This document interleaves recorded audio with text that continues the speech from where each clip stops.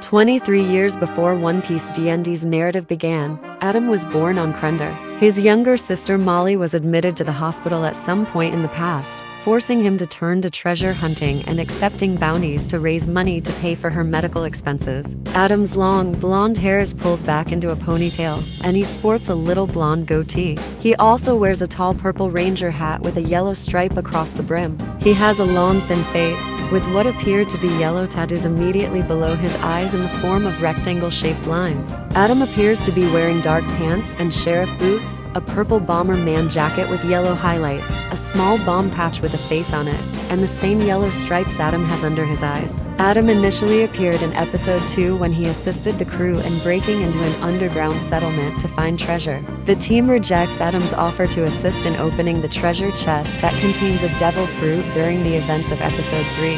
During this episode, Adam confronts Pearl to capture her for her bounty.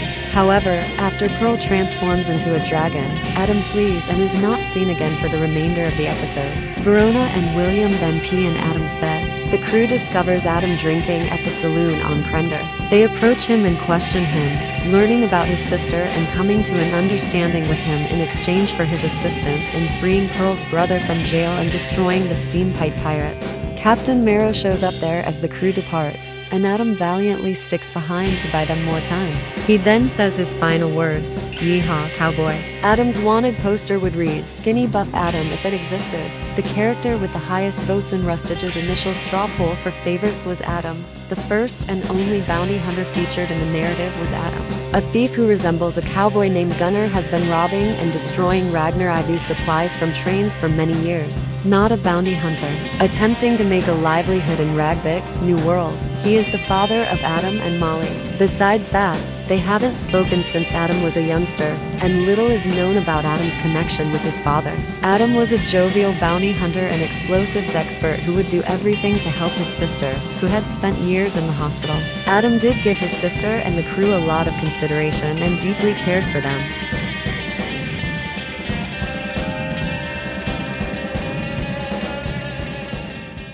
Into that thing.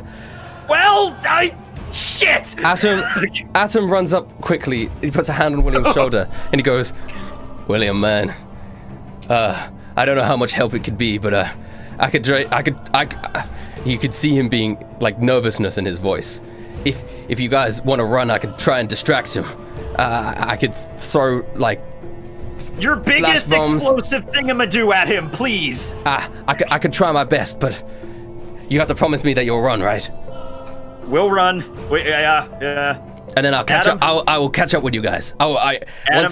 Adam, you son of a bitch! You do not die. It's not for your sister. Do not die, man. I mean, it is for your sister. Do not die. Don't worry, cowboy. Adam never dies. Okay. I give him a hug and then I back off and then it's like, all right, guys, we gotta go. You guys start running, I assume. Yeah. And you see this man turn to look at you guys, and he raises his hand, and all of a sudden, next to his hand, an explosion goes off. And Atom, you could hear Atom go out, "Yeehaw, you little bitch! Over here!" I think Adam's gonna die, guys, but we knew him well. R.I.P. Adam.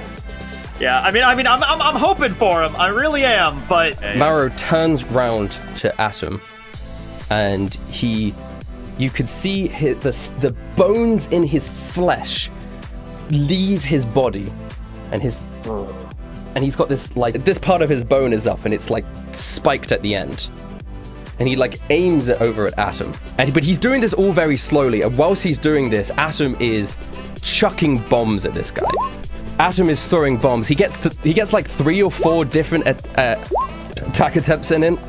He does hit one of them, but a lot of them are just exploding around Marrow. Marrow is taking quite a long time. He's just taking his sweet time. A sort of an air of cockiness around him. He lifts up his hand. You guys are quite a distant now. Is anyone looking back? I'm looking back. He's gonna fire off. Doesn't hit Atom.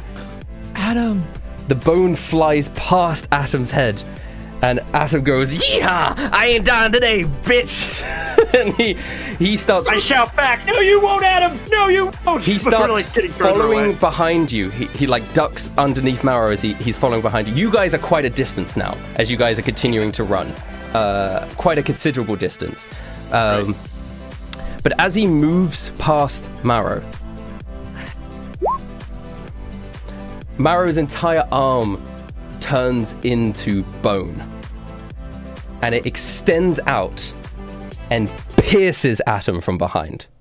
Oh, shit. Straight through his heart. Oh, okay. Killing Atom. Oh. No!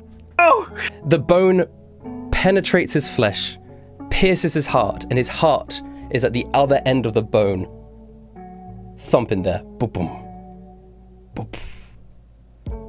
And Atom, he looks up and sees you guys sort of as small running people in the distance as blood slowly drips down his mouth. Yeehaw, Cowboys, he says softly as his body goes limp and cold.